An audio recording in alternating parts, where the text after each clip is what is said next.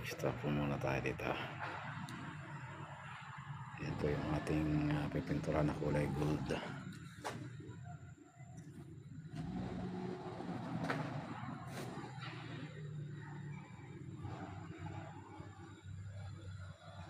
Sana kayanin hanggang Huwebes.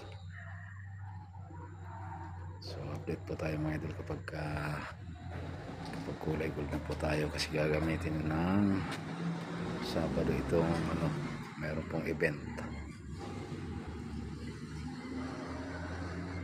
So paano po mga idol, God bless po at maraming salamat po sa patuloy ninyong sa pagsupport at panood sa lahat ng mga ginagawang content.